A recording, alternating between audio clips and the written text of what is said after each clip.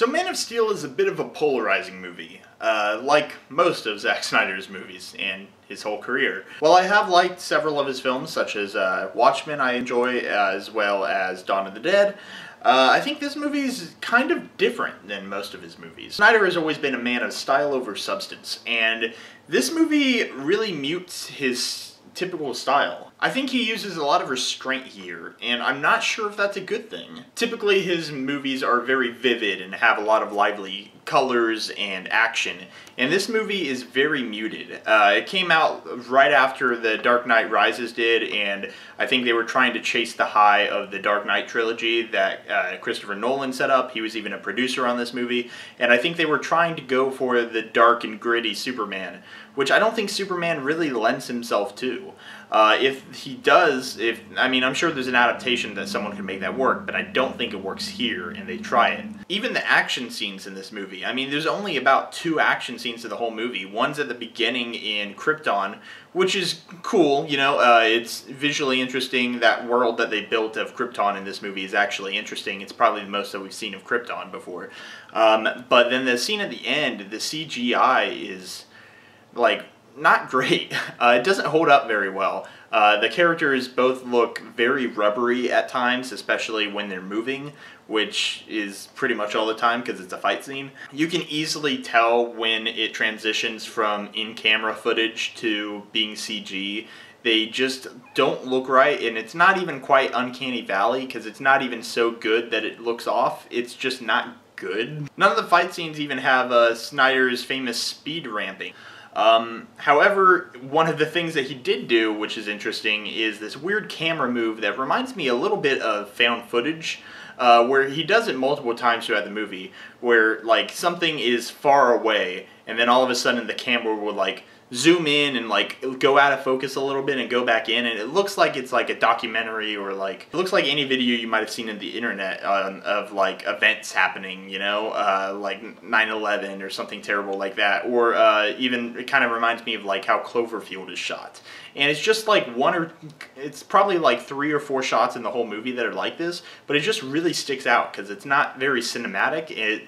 I think the intent is to try to ground it more realistic, and make it seem like, oh, this is the eyes of a person that's just on the ground during it, but it doesn't work, and it really sticks out like a sore thumb, which doesn't help the already bad CG that's happening in those scenes. As for the characters, Henry Cavill is a good actor, and I think he was well cast for Superman, but the movie doesn't give him that much. He doesn't even talk, I think, for the first 20 minutes he's in it.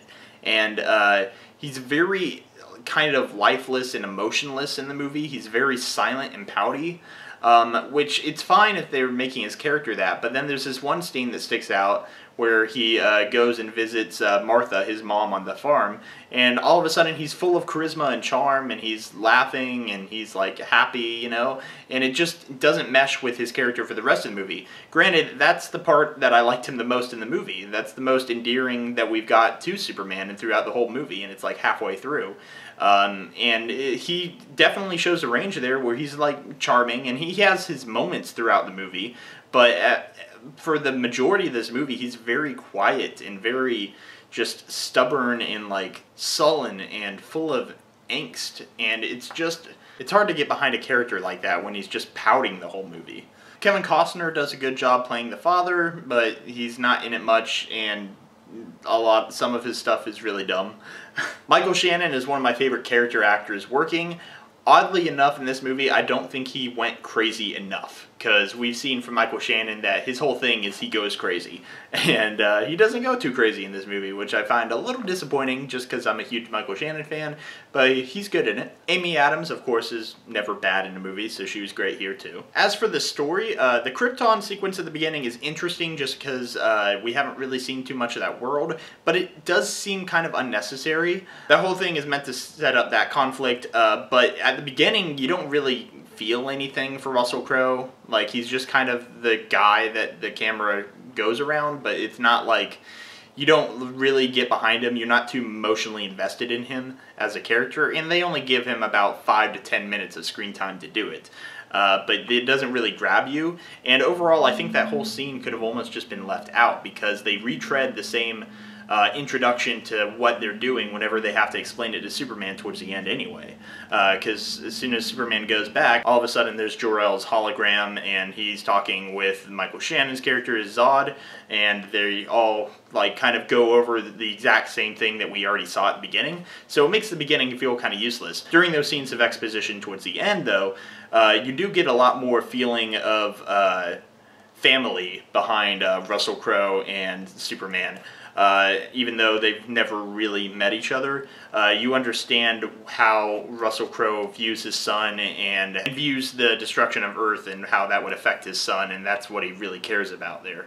So I do end up liking Jor-El as a character, and Russell Crowe gives a good performance here, but I feel like you could have achieved that same thing even just going through the holograms and never actually seeing the real Jor-El at the beginning. I feel like that whole beginning sequence, while it's kind of cool, it doesn't really serve the plot as well, and it kind of adds to an already dragged out and dull movie. And as for Kevin Costner, he's real dumb. Earlier in one of the flashbacks, whenever he's first telling Clark that he's an alien, he gives this whole motivational speech about how one day he's going to have to make the choice to reveal himself, and that he can do a lot of good in this world, and he is basically Jesus, and he can like save everyone, and that one day he will have to just man up and have to start saving people because that's what he's meant for.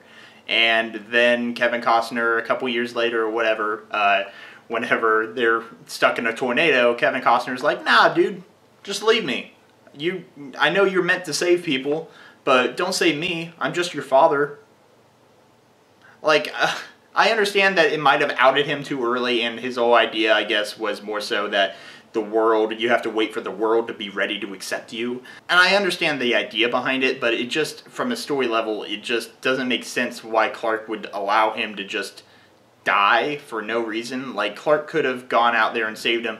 And, like, literally, Clark is super speed. Like, he could have gone out there, pushed him, like, to the side of the road or whatever. Other people would have just thought that he got swept up by the tornado, and then at the end have been like, oh, no, he was safe the whole time. He actually got just pushed off to the side of the road. Like, you didn't have to make it obvious. Like, it's not like he had to go grab Kevin Costner and pull him right to where all the other people are. He could have gone and hidden him somewhere or something just to make it, like, a little more believable. Like, it's so stupid. Like, no, you know, he can just fly off in a tornado and die. That's my father dying. And it's not like Clark's a little kid here, too. Like, I think it is a different actor. If it is, it might just be a de-aged Henry Cavill, because it looks like a lot like Henry Cavill there, but he's a lot thinner and smaller. So maybe it is Henry Cavill. It's hard for me to tell, and I didn't look up the cast, honestly. But, like, he's a young adult there. Like, he might have been, like, 18 or something like older high school, maybe early college years. But, like, he's pretty much a full-grown man. Like, and he's still letting his dad just, like, commit suicide for him for no reason. That's my biggest gripe in the whole movie, probably. But this whole movie just feels very robotic. The whole tone is dark and depressing, and it doesn't feel like it really needs to be. Like, there's no point to the dullness and depression of the movie, because it's not a very dark movie. Nothing really dark happens in the movie. I mean, Zod comes and he wants to destroy the world and recreate Krypton. It's like, yeah, but that's every superhero movie. Like, there's nothing that stands out as dark. There's no, like, big tragic death except for Kevin Costner, like, dying in the tornado at the beginning. But that's not, like, even the main emotional crux of the movie, really. It's just something that happens early on in Superman's life, and it's a flashback, you know? There's no real reason for this movie to adopt the tone that it did, and it just seems misplaced, especially at the end whenever they're all of a sudden try to turn the movie into a comedy. There's a dumb line Amy Adams has after they kiss where she's like, what did they say, it's all downhill from here or something. There's a young military girl who's talking to her, like, commanding officer and is, like, blushing like, Superman's hot. It's like, why are you telling, first off, your officer that? Like, second off, you're, like, in the military high enough to be dealing with, like, aliens and stuff, and you're gonna be acting like a little teenage girl. Like, it's just so misplaced, the humor. Like, if they were gonna make this movie a lot more lighthearted, like typical Marvel movies are, like, then fine. Like, that joke could probably work in that context, but in this world, it just sticks out, and it's just weird. And I'm not saying that this movie has to be fun and lighthearted. I'm saying if it's gonna be dull and sad, give us something to connect with emotionally to make it worth that dull and sadness, you know? Like, Logan is a dark, depressing superhero movie that came out this year, but it was like that because of these tortured, old, and aged people. Like, there's reasons. This is a young, up-and-coming guy who has all the power in the universe, and he's super depressed about it because his dad died like 10, 15 years beforehand. Okay. The end fight scene, that's the most controversial thing about this movie after all. It's ridiculous. I'm not sure what I'm going to say that hasn't been said before. Obviously, it's stupid that they go flying off into space and they hit a satellite out of nowhere, because that's how space works. There's satellites everywhere. It's impossible to go into space without hitting a satellite. That happens to be owned by LexCorp, by the way. It happens to be owned by the person that lives in the same city that they live in. Like, obviously the destruction is stupid. I feel like Superman should have saved some people during it. Like, nothing like that. People die, and especially the whole idea of a lot of this movie is about whether or not Earth is ready to accept Superman, you know? And then at the end, they kind of leave you to believe, like, Earth does accept Superman, you know? The military's kind of got a... like, they're on correct terms with each other. Like, yeah, they're kind of trying to spy on him, finding out who he is, but it's like, yeah, they're friends, they're working together for the most part. That's what I take away from the end of this. And then it's immediately betrayed in the next movie, where all of a sudden he's getting sued for destroying all of the buildings in Metropolis. Like, it's just, the chaos at the end is ridiculous. There's nothing more to add to that hasn't been said. Overall, this movie, I feel like the tone is just that's the main thing for me. It's just so hard to get past. Like, it's just a dark and dull and lifeless movie, and it doesn't have a reason to be, and it's just boring to watch, honestly. It's about 2.5 hours, and it could have been 1.5. It's an origin story we've seen before. It was kind of cool, I guess, to see some of the flashbacks of Clark learning how to use his powers as a kid. That was kind of cool. I wish they almost went more into that range, into his origin, I guess. Only because that's something we haven't really seen in movies, unless you count Smallville, that TV show. But overall, this movie, if you haven't seen it, don't. You know what happens, because it's a Superman movie. So everything you already know about Superman, guess what happened in this movie? Anyway, I'd give this movie I'm going to say 6 out of 10. I was going to say 5 out of 10. I think there is some good aspects to this movie, though. I think it is, for the most part, well shot, except for that shot technique that I talked about earlier. It's an acceptable CG. Like, the CGI I said is bad. It's really just, it's noticeable that it's CGI. That's the real thing. But, I mean, it's still visually appealing, I suppose. And then the acting is good, too. So it's really just comes down to the story and the tone. So I'd say a 6 out of 10 is a fair score for this movie. Anyway, guys, if you're wondering why I'm making a Man of Steel review, and you made it to the end of this video just wondering why I made this 4 years too late, I'm going to go through all the DC movies before Justice League. I was going to do this, Wonder Woman, and Batman v Superman.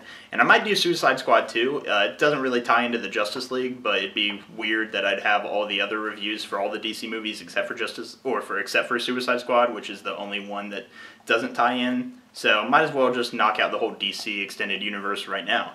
So yeah. But hit subscribe, and I'll see you next time. They will stumble, they will fall, but in time, they will join you in the sun. In time, you will help them accomplish wonders.